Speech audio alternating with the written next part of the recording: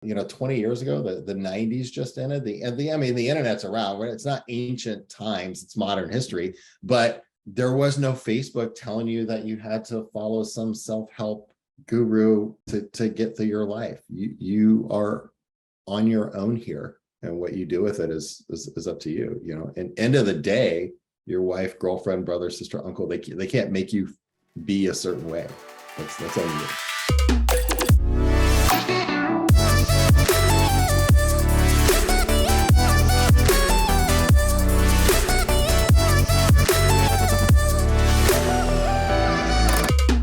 Welcome everyone to another episode of The Story of You.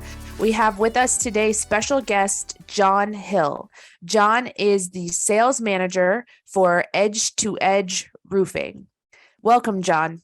Good morning. Good morning. Thank you so much for being here. Could you give us just a brief description of what you do for Edge to Edge Roofing? So, in addition to the administrative parts of dealing with residential roofing contracting, we handle commercial and residential. Primarily, Edge to Edge is a commercial roofing contractor historically, and we basically started our big residential push here in Florida, where I'm from. But we have a small sales staff, and I handle all of the training, the problem customers when we get hung up on insurance and things like that. Our sales staff is primarily trained to help walk the homeowner through whatever it is they need to do to get their roofing project done. It's more consultative and less sales, and that's what I teach, and that's what I've always done. A roof is one of those. It's like a car. You go buy a car, you could be talked into a car. You purchase a new car when you don't really need one, but a roof is usually a letter from the insurance company, a wet spot on your kid's ceiling, something like that. You have to have it. So my job is to make sure that their job is done correctly, and their job is to help the homeowner get through that project and make their best choices. And then I do the little day-to-day stuff, make sure that money is collected, pictures are taken, the right people are contacted. Okay, so as a commercial and also residential roofer, do you handle shingle roofs, flat roofs, metal roofs, tile roofs, all of the above? All of those things. Yeah. My particular specialty is metal and tile. Although we do millions of dollars in shingle roofs, it is the most cost-effective roofing system that you can get, more or less. But yes, we handle all types of residential roofing. I've done some pretty weird stuff, including a castle in the middle of the woods that looks like a scaled down Magic Kingdom castle. Yeah, that's interesting. Yeah. So what kind of roof was that? Like a flat roof? No, he had some flat roof, and we did a little TPO on that. He had these big circular turrets, like just like that. I mean, it was a scaled down version of the Magic Kingdom castle. It was pretty crazy. But yeah, we did. So that one was TPO on the primary sections of the house. We had shingle on most of the turrets, and there were a couple of turrets that we did metal on in the front facing section of the house, just for aesthetics, for a house that nobody ever saw except the people that lived there. But yeah, we had to wrap that in metal. That was an interesting challenge for what he wanted to do, but we got it done, and it turned out to be pretty cool. Unfortunately, he's a very private individual, so there weren't pictures displayed of his house, but that was probably the most neat project I ever worked on. That's a great story. So where'd you grow up? Where are you from? I grew up in Orlando primarily. I was born in Memphis, moved to Orlando before I could remember. and lived here. My dad was a builder here for about 30 years. And yeah, we moved around Orlando a little bit, and I spent some time in Maryland. And then for 10 years, not the last, but for 10 years, the end of my teens, I moved to Virginia with my father, which is where I graduated high school, and then started into the construction business full time with dad. And so, do you have any interesting stories that come to mind from your child or teen years? Yeah, it's kind of, I guess it's I was always a water baby. I always loved going to the beach when I was a kid. We had a pool for a pretty long time. One of our houses lived in the water, and my whole life I wanted to be a marine biologist. And apparently that's a little more common than I thought. But yeah, wanted to be a marine biologist, thought it was going to be the coolest thing ever. Got into high school. School was not a lot of fun for me. I was an athlete and a social butterfly. I played football and lacrosse, a little bit of club soccer, primarily football, but not a big fan of school. And then when I ended up in college, I realized that marine biologists are broke. and I didn't know what to do. So I grew up on motorcycles and decided like it might be cool to start a new American motorcycle company. So I worked toward my degree in mechanical engineering, found out that it cost $5 million to build a motorcycle. And really hated being an engineer. There was just I don't like the cubicles. It's not a very social job. You don't get to talk to a lot of people, and it wasn't fun for me. So I didn't do it for very long. Wow. So But, yeah, I mean it's cool stuff to know, and I use it in roofing Yeah. all the time. But yeah, it was not the career path for me. Okay. Well, I mean, there are absolutely engineers who work in the roofing field. So I would think that having that background in education would be a real asset to handling roof cases and doing roofing in general. It definitely can be. It definitely can be. I don't market myself as an engineer. It is an educational background. I also played football in high school. I'm not an NFL football player. Okay. I'm a roofer, and I'm a roofer because I think the industry has historically been missing enough characters who are more interested in the homeowner than the paycheck at the end of it. And that sounds like a sales pitch, but there's so many bad roofers out there. You know, there's guys that just, even with the best intentions, that just don't know what they're doing. Experimenting on a homeowner's house, and that's an expensive purchase. You can only make once. Hopefully you only have to make it once, every 15 or 20 years on a shingle roof. So that's just kind of the excuse me. That was how my dad brought me up. He always built the best houses that he could, knowing that people were going to put a lot of money into it and raise their families in it. And the way I look at it, I was never interested in building houses, but the way I look at it is that house has to be waterproof, and I'm pretty good at it, and I like to do it. Sure.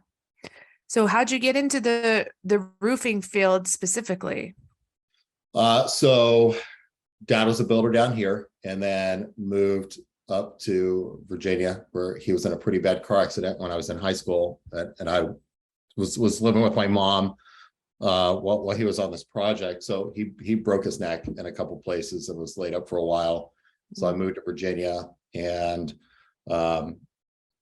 during and after high school, we started getting into historic renovations. Dad is a proper hand carpenter. Like he can hand make glazed glass windows and furniture, and also build half the houses in Bay Hill and Sand Lake area.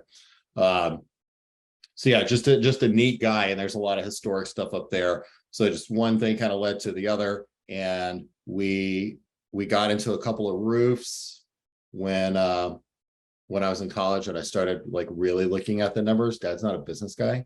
But I started really looking at the numbers, and it was profitable. So I like heights, and I like the roofing aspect of it. And we did slate and metal and old torch down, the stuff of the 90s, because I'm an old man now. But we did a lot of different stuff. And I think that was my favorite part, because I have a little bit of ADD. So it's easier to keep track of those projects, because they have a tendency to go faster. A home build, especially on a custom home, can go a few months, and a roof is going to go a couple of days.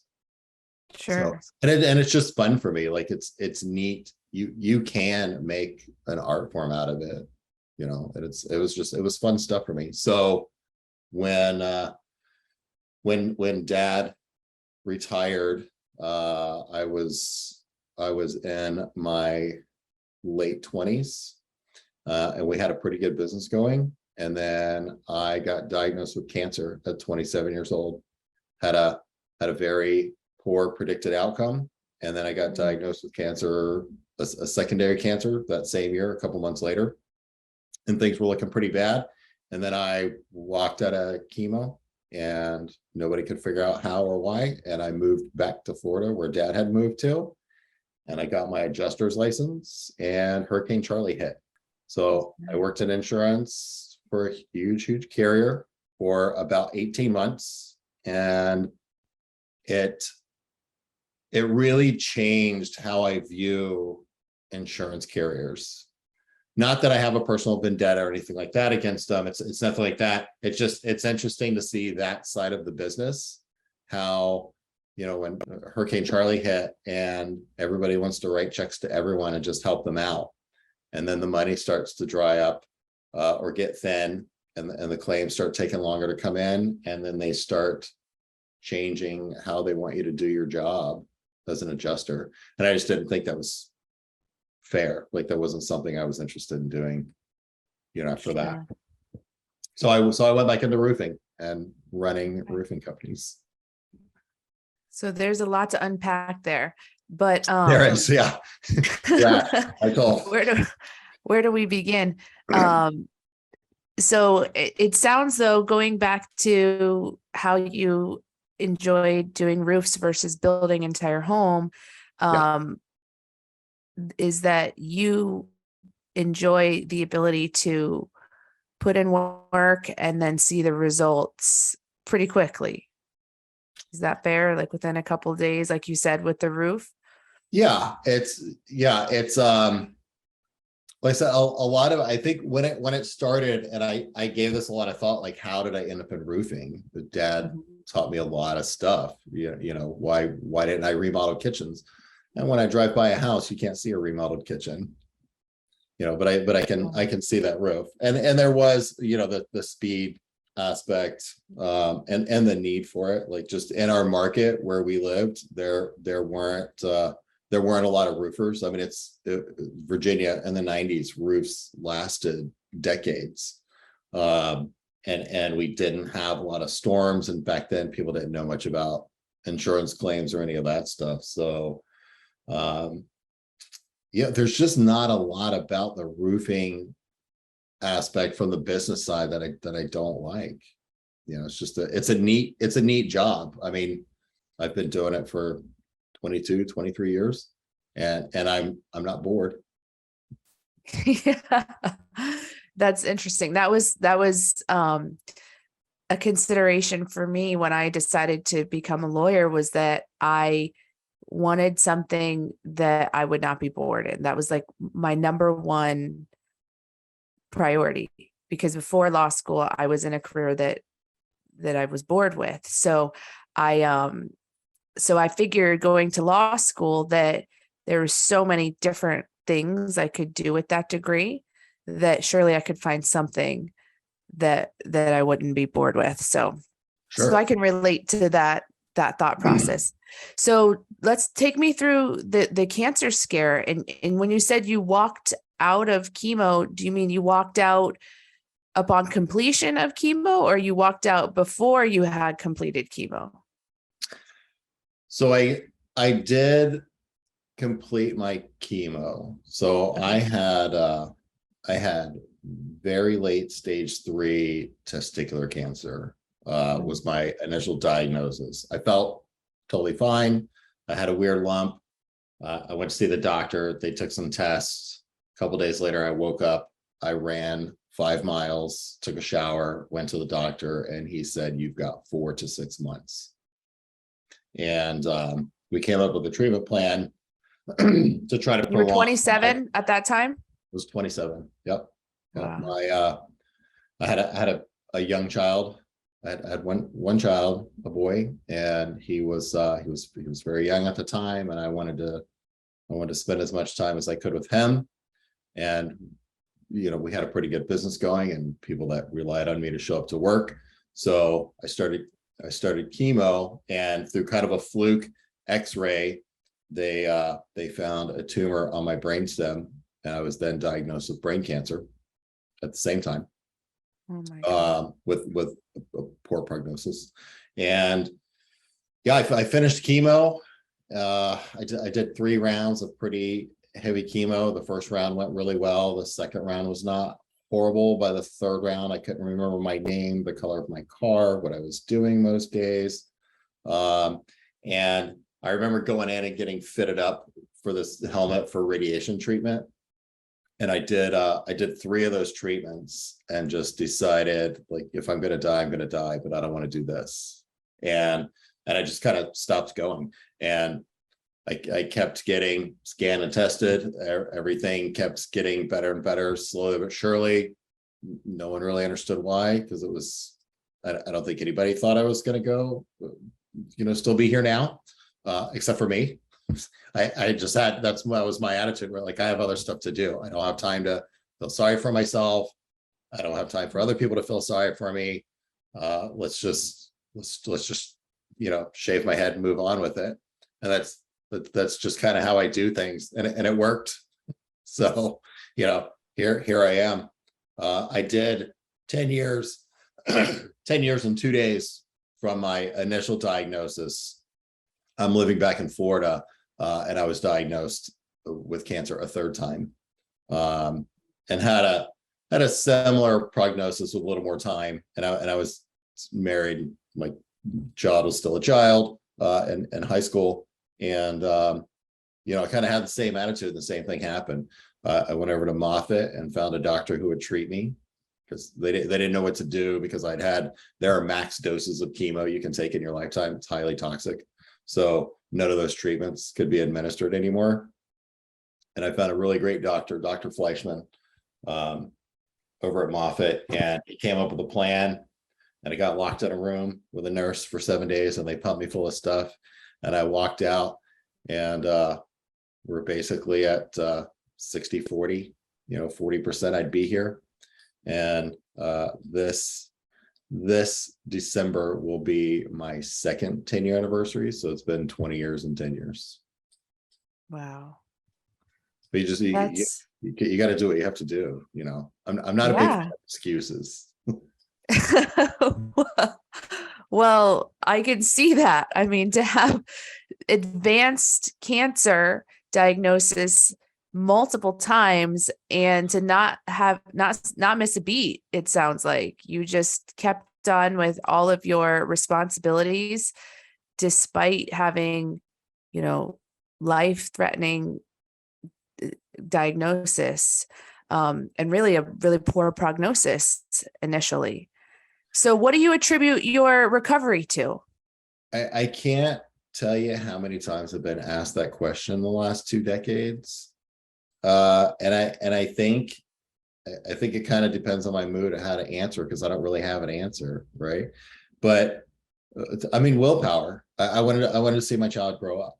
I wanted to see him do something and succeed. But like I brought him into the world. I was a young dad with a and I had to make it work. Like, we brought a human life into this world. He was my responsibility, and I wanted to see him get old enough to take care of himself. So that's what I did. He's 27 now. So did you do any type of self treatment during that time with maybe like health or wellness or anything Um, in addition? no, honestly, I took, I was on a few different drugs that a couple of them later came to market. So I did some trials. Um, but no, I really didn't do anything weird. I was pretty good about doing what my doctors told me to do. I did, I think when you have a terminal prognosis, um, you're not always given the best advice. So that's something you kind of have to think about. You know, people like maybe the nurses won't tell you to eat healthy while you're in chemo if you're not going to make it out of chemo. But I was already determined to do that. So I tried to eat what I could. It's hard to eat on chemo. But no, I really didn't. I just followed my treatments until I came to the radiation. That was just not, it wasn't comfortable for me. And I just didn't want to do it. And I decided, you know, if I'm going to die, I'm going to do it my way. And that's just not how I wanted to go. You know, chemo was one thing, radiation was something different. And I just wasn't going to do it. So did I do anything weird to treat myself? No, I did not. But after, like, post chemo, yes, I voraciously read on the internet about chemo brain and the effects of chemo and the long lasting effects of chemo, and found out how horrible that stuff is. And I went from being the biggest meat eater on the planet to being like hardcore vegan for about 2 years. I used to drink a lot of green tea before chemo. And I remember listing out like all the stuff that's in my diet. And my oncologist said, you have to stop drinking green tea. It's such a good detoxifier that it can reverse the effects of chemo.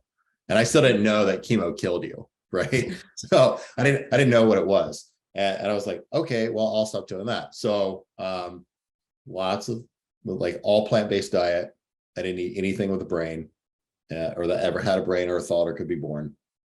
And I drank gallons and gallons of green tea for about 2 years. So, and then I started to feel better. It took a while for all my cognitive abilities to come back, and I had some other issues like false realities and stuff like that. You hear somebody tell you they went to the store today, and 20 minutes later you think you went to the store today, but you didn't.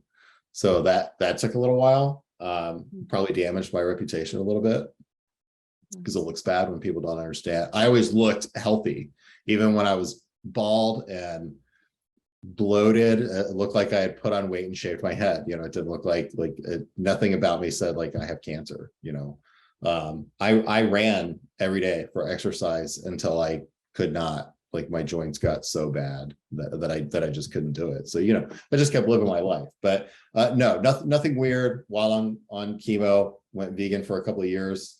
Now I eat like a normal person.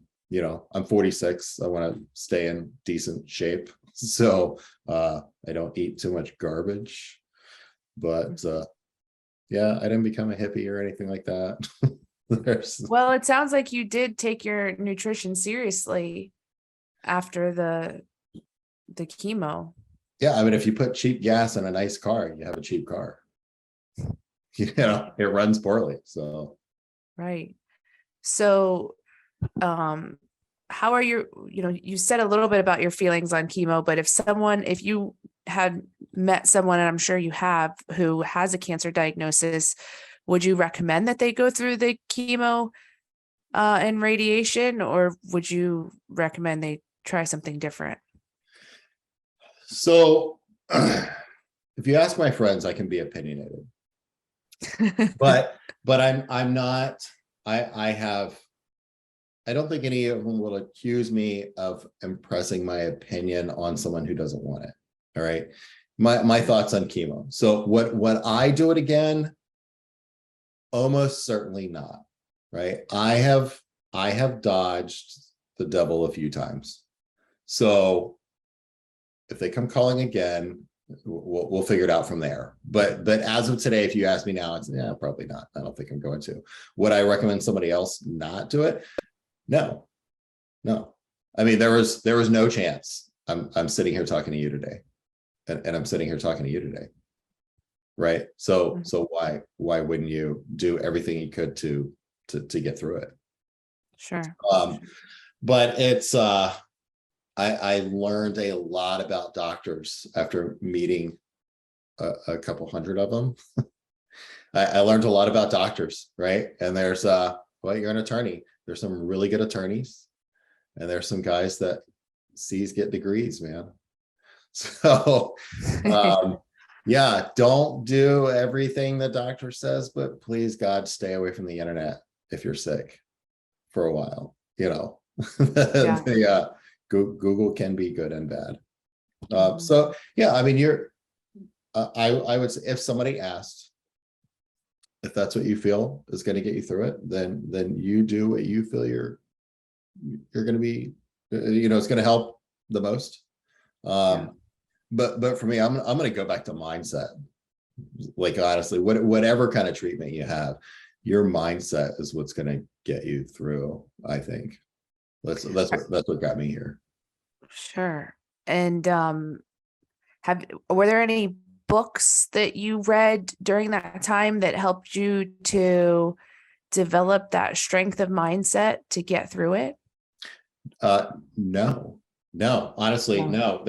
I was a wild child. I would jump motorcycles, bicycles off of anything. Like you would swear at 10 years old I had a death wish. and it just no, I think I probably picked that up from my dad. Like, dad was never, and I talk about my dad a lot, but dad just never let me be afraid of stuff. You know, he's if this was, and my father is a ultimate responsibility kind of guy. No matter what you're doing, it is your job to get it done. And if you say you're going to do it, get it done. Period. That's it. So when I said I'm going to live through this, I kind of had to do it.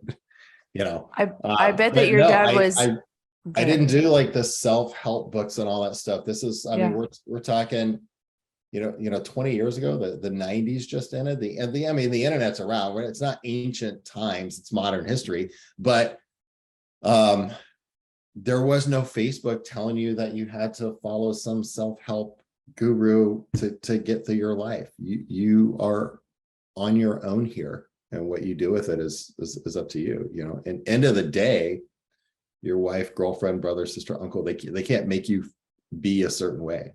That's on you. I bet your dad was exceedingly proud to see that you came through such massive challenges with the power of mindset that he had instilled within you. How did he handle it when you got the diagnosis?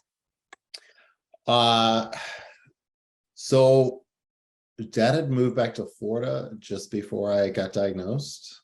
And I'll be honest, I wasn't honest with everybody about my prognosis. So yeah, I had cancer, but I'll be fine. It's not a big deal. You know, it's highly curable, because testicular cancer, it's a male specific cancer, obviously. It's the most common cancer in young men, age I think 15 to 30, but it's extremely rare. It's 5,000 cases a year, right? So there wasn't a lot. It's kind of funny, even just 20 years ago, there wasn't as much known about it. And then doctors still don't know like a ton of stuff about cancer in general. But to answer your question, dad's very proud. And I was eventually honest with him, but I also like, it's me, it's my fight. I have to deal with this. Dad's got other things to do. He has COPD. He had just been diagnosed with COPD, moved back to Florida. He's trying to, get some things around, move around and live his new life, which he still does. He just turned 72 in July, and we went on a road trip halfway across America. It's good times. But yeah, he's super proud. And I think I've told him enough times that I am his fault. You know what I mean? That I think he's finally, I want him to be proud of himself, that like I am a direct product of my upbringing, and he raised me. Yeah, that's really beautiful to hear that you still have such a close relationship and that he had such a positive impact on your life. Because certainly it seems like your survival was determined based on that strength of character and mindset that he instilled in you. Yeah, he's a cool guy. I That's like my awesome. dad. I do too. I haven't met him, but he seems like a really quality man who overcame a lot of his own challenges through his injuries and such. Yeah, dad is he is the classic tough old bastard, and nothing's ever wrong with him. Nothing. His arm could be broken in 3 places. Like, I'm fine. Give me a band-aid. Yeah. He's that guy. So you mentioned a couple times your son. How old is your son now? He's 27. And what is he up to now? So he does a couple of different things. He gets pretty busy. But he graduated high school, and as opposed to going to college, he decided to join the Air Force. Finished up with that, and got into the medical security field. Okay. Any grandchildren yet? I'm not that old. Well, if Which he's is funny because I am 27. that old, right? Like, because he's older than I was. No grandbabies, and it's funny. I don't want to be called grandpa, but I loved kids even when I was a kid. I was a youth pastor at our church for a long time, and it's funny. My appearance, I don't look like somebody that likes spending time with children, but like my friends have little kids and they all know, like, I'm crazy about babies and stuff. But I'm 6'1" and 200 pounds, and I have a lot of tattoos, and I don't look like a guy that wants to play checkers with a 4-year-old. But I just think kids are so cool, and I think the neatest thing, and what I miss about having kids in the house, and why, like, I kind of want grandbabies like someday. Yeah. It's just so neat. Their little brains just absorb like everything, and watching their little personalities bloom, and just so many little kids. I remember, when they were like 5 or 6 years old, and now some of my Sunday school students are graduated high school, and some of them have graduated college, and it's like they're that same little person. They're just big now, Yeah. And sometimes it's like a slow roof. Like, sometimes I'll look at it and I go, I did a little bit of that, right? Like, I helped some of that right there. Yeah, but yeah, kids are the coolest, but no grandbabies yet. Are you still a Sunday school teacher? No. Not anymore. No. So I actually was a youth pastor also for a little while. My dad was the head pastor of our church for most of my upbringing. So when your dad's the pastor, you end up being, on the worship team. You end up being in the youth group, youth pastor, Sunday school teacher, janitor, everything, so I've done a little bit of everything in the church. So that's really cool that you dedicated your time in that way to serve as a youth pastor. It's a very needed and valuable ministry. It was a good time. I had a lot of fun with it. So tell me, just if you were meeting someone who is in need of a roof service, they have a leak either in their commercial or residential building, what are some things that you would want to say to them in contemplating what to do, and which roofer to use, and just what are some of the things they should consider? So first and foremost, the roofer is always me, and no one else should ever be considered. Um, no, so a homeowner with a roof leak. So obviously we want to diagnose the leak as fast as possible so that we can do whatever we need to do to mitigate the damage as quickly as possible. It's funny. I've heard it a million times, and it always just blows my mind. Right, I'm a very logical thinking person. If you have a roof leak and you see the stains on your ceiling and you don't do anything about it, and then you are surprised when it happens again, that kills me. But it's unbelievably common. Well, it leaked, but then it stopped leaking, and now I don't know. So meet the homeowner, see if you can figure out where the leak is, stop the leak if at all possible. And then you have to go down the avenues, like what's going on. Is it a 22-year-old shingle roof that somehow has been missed by every roofer in their county for 2 decades? Like, you're overdue for a roof. Something like that, obviously, that's normal wear and tear. You've gotten more than your money's worth out of it. So you talked about their options. We're Edge to Edge is primarily a GAF installer. That is most everybody at the company has a background from GAF. Our owner. What's GAF for someone who's not familiar? GAF is one of the largest shingle manufacturers in the United States. They're a roofing products company. Excellent product. A lot of people have a lot of good products, but excellent product, very good customer support. They are so in my very humble opinion, GAF is kind of like the Macy's of roofing, and then you have some Targets and some Walmarts and right. I'm a car guy, so I usually do like car analogies. You want a BMW or a Kia, but Kias are really nice now, right? So yeah, they're a manufacturer of residential and commercial roofing products. Okay. So I do not have a roof. This is something that we spend a lot of time trying to educate our homeowners on. How much is a roof? I don't know. How much is a 4-door sedan? They're like, about 20 grand. Really? Because that Bentley's $490,000. It is a 4-door sedan, right? A BMW 5 Series is that's a 4-door sedan. It's $100,000.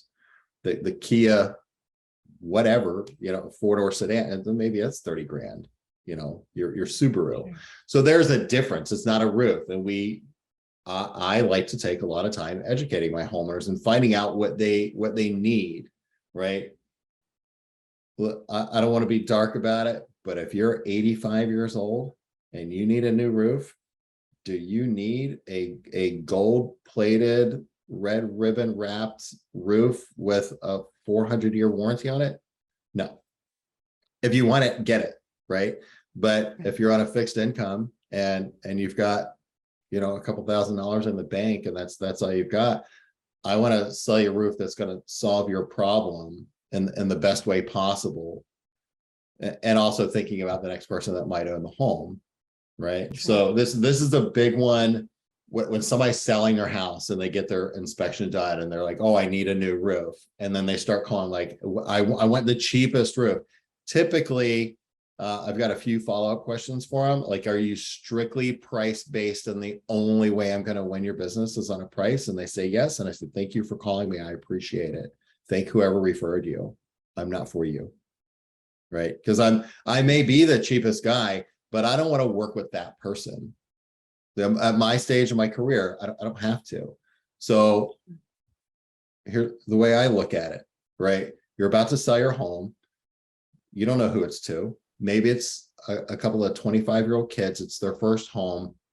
They've been working their butts off for 5 years. They've saved every dime. They're a married couple have lived with their parents, hating life, to put every dollar into their first house. And you're going to put on the cheapest possible roof to save what, $1,500, right? So you're gonna put on a roof that may not have a warranty. right? Maybe the permit never gets closed out. Maybe it leaks, and then the warranty is not transferable, right? Because the little roofing guy doesn't care about what's happening. It's like, nah, sorry, I did that roof for Joe Smith, and you're Bob Jones, and yeah, there's no warranty on that, man. Sorry, right? So I don't want to work for those kind of people. So Sure. to your original question, find the leak, figure out what it is, educate the homeowner about the different products that are out there, advise them on what you think is best and why, and then let them make their own decision. And that seems to work out to a pretty high closing rate for me. You know, it's I've helped homeowners like, hey, show me your other estimates. I don't care about the price. Show me your other estimates and let's look at what they wrote in their scope of work. Okay, well, this guy's using 6 different branded products. So your brand new roof has no warranty. Did you know that? No, they didn't know that. The roofer probably doesn't know that. The roof sales guy that they were talking to, he doesn't know that. He's trained to bring in money. He didn't know anything about roofing. So yeah, walk them through stuff, stop the leak, walk them through some stuff, Yeah, educate them and then let them figure it out. make an informed decision. It Yeah. seems like what I would want as a homeowner, is to be educated on all the options and then allow me to make a non-pressured decision on what the best move would be. Yeah, I feel like if everybody knew what I actually do for a living and the way that I do it, my phone would never stop ringing. But I like to travel, so I'm glad they don't all know. Yeah, you don't want to be on the phone 24/7. Mm. So you have a really amazing story. I'm so appreciative that you came. You know, you meet people who are in the roofing industry, and you don't always realize that someone like you had such a powerful background and story. I mean, a 3-time cancer survivor. I never would have expected that coming into today. So you have a magnificent and inspiring story, and thank you for your candor and for sharing that with me. So what's the future look like for you, over the next several years? What are your plans? So being an attorney, you're pretty aware of the new laws that have been passed in the past few years. I understand it, right? I get it. There's a lot of bad roofers out there. There are roofers that sue insurance companies before they ever put a shingle on the house. Sometimes before, they have a real claim. And I don't know how to regulate those guys, and something should be done about it. And I don't want to change careers and figure out what to do about it, and whatever. But there are those guys. And I think that the state is trying to figure out how to control that a little bit better. But I also think that some of the insurers are crying wolf. Like, they're acting like all roofers are bad. The roofing industry has been demonized for a long time now. And they're, was it last July, 2021, they passed that new law in the state of Florida, where they try to control our free speech. We're not allowed to say insurance or tell a homeowner, like, yeah, we think you might be able to file a claim here. You're telling me what I can say to a person? I'm not sure if you're aware, but Florida is in the United States, right? And that is a pretty standard right that we have. We can say whatever we want, but you should be careful with your words too. Not, again, you got a 22-year-old shingle roof, don't file a claim on that. Sir, ma'am, it's old, it's blown out, it's Florida sun. 30-year shingle is not a measurement of length of time it lasts. It's a measurement of thickness, more like, closer to a measure of thickness than a measure of how long it's going to last, especially in Florida.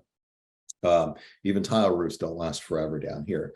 So with all that being said, I feel like for the past couple of years, a lot of my job being helping homeowners negotiate the insurance process, because if you're going to do roofing in Florida, you're probably going to deal with an insurance claim, right? But when you wreck your car, it's super simple, right? ABC insurance company comes down and they're like, hey, Brooke, just take your Infinity over to any one of these body shops, and these guys will help you out. And you go in there and you sign an AOB with the body shop, and they take your car for a couple of weeks and you get it back and it looks like brand new, and you pay your $500 deductible or whatever it is, and your car is new, right? You don't know how much it cost. You don't know what they did. You don't know anything about it. It was just taken care of, right? But in a car, we're talking about a couple $1,000 for a new trunk lid and some paint and something like that. You get into a tiny 1,000 square foot house that might have a 1,500 square foot roof, or a 2,000 square foot roof. And now you're talking about an automatic $10,000, $15,000, $20,000, right? So everybody starts looking at the money, right? The homeowner wants to know, how do I keep that money? You've had these crooks for years that let people get away with not paying their deductible, and the homeowners have gotten used to it. Like, well, when you go see your doctor, don't you give them $50? Yeah. So give me my $1,000. Like that's my money as the contractor. No, I'm not paying it for you. I have to defraud them to get it, or just not pay them. Anyway. So all those laws are being passed, and I feel like I'm starting to be in almost constant fear of like what I can say and how I can do my job. Do I have to start handing everything off to the lawyers, which is sometimes a lawyer is the way to go, but not always, because now we're turning your $15,000 roof into $20,000 and legal fees and all this. And then at the end of it, my neighbor who paid $1,500 a year in homeowners insurance last year now pays $2,600. Not saying it's because of lawyers. I'm saying it's because lawyers and public adjusters and unscrupulous roofers and stupid pricing practices and things like that. So now I'm in fear of what I'm allowed to say and what I can and can't do for my homeowner. So to answer your question, what does the future hold for me? When I get out of this interview, I'm going to go back to school, and because my class is open. I'm renewing my independent adjuster's license, not to work for the insurance company. I have a couple of colleagues that are public adjusters, and I am obtaining my public adjuster's license. And because at the end of the day, I love roofing. I'm never really going to leave roofing. That's not my plan. But having a public adjuster's license allows me to do what I feel is the right thing, which is to help the homeowner negotiate whatever they need to negotiate. And I'm not going to get into the details of my business plan, but I do have a business plan. It is very contractor heavy. And I want to help get these homeowners, when needed, the indemnification they deserve, and help educate them on what to do with that money and how to pick a good contractor and whatever else they need to do. But end of the day, like, I'm going to sleep better helping a homeowner do what I do now, but I want to do it legally and without fear of repercussion, you know, because somebody wants to make an example out of me. It's just, the roofing industry has gotten very, very tricky, and I think the smart guys are going to make a much harder push toward retail rather than keep pushing these insurance carriers. You know, and insurance companies have more money than all the contractors combined. They're more organized. They have more lobbyists. And then we have special sessions like we had this July, where more roof laws were passed.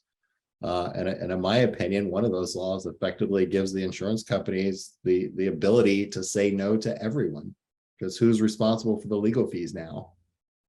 Right. On an assignment of benefits, right? On the assignment of benefits, the contractor is responsible for their own legal fees. Yeah, it gets, I mean, which is good, right? Like, maybe it'll stop some of these guys from doing like crazy stuff. But without an assignment, I can't talk to your insurer if they don't want to. Right. And then if I have the assignment, now I'm taking responsibility for stuff when I'm just trying to help you out. And now I'm gonna maybe end up paying out of my own pocket. So it's just it's getting weird. And I just want to do the right thing for the homeowner. So I think maybe this is a better way to do it. Yeah. Yeah. With a public adjuster's license, you can advocate and, negotiate with the insurance company, as much as necessary, really. Yeah. Unless it gets to the point that legal action becomes necessary. So But then it I just sounds like there you go. I'll be here. Well, I don't want to take too much of your time. You've been very candid today. I've really appreciated all of your, like I said, your candor and, being willing to disclose your background and upbringing and, all of those just really interesting factors about yourself. And if someone wants to reach you, is the number you put in your next to your name the best way for them to get a hold of you? That is risky. Yeah, that's a 20-year-old cell phone number. But, yeah, I'm a real person. I mean, if we met in a restaurant, we could have the same conversation. So yeah, that's the best number to get a hold of me. You can call, you can text. I do prefer if it's business stuff. Business times are nice. Sure. Yeah, of course. I prefer not to have phone calls at 9 p.m. I am on the East Coast, so. So if someone were interested in speaking with you, should they contact you if they're looking for a public adjuster, or if they're looking for a roofer, or both? Which would be who should contact you? I am not a public adjuster. I will help advise you on when to get a public adjuster involved, and then I can make recommendations. As I do not have a public adjuster's license, I am not a public adjuster, so don't call me if you need one, unless you just want a suggestion. I am your hometown roofing contractor. Okay, but that is your future plan then, though, too. That is kind of the way that we're moving. Yeah. Okay. I'm still figuring out the details of like how to do both, but yeah. Sure. Okay, well, it's been an honor and a pleasure again getting to know you, and thank you so much for your time. Any final thoughts before we wrap up? No, you're awesome. I appreciate the opportunity to come out and speak with you. And I know it probably went a little longer. I can talk. It's all good. Every minute of it was informational and interesting. So no Good. problem there. All righty. Well, we'll go ahead and sign off for today. Thank you again. All right, great. Have a good day.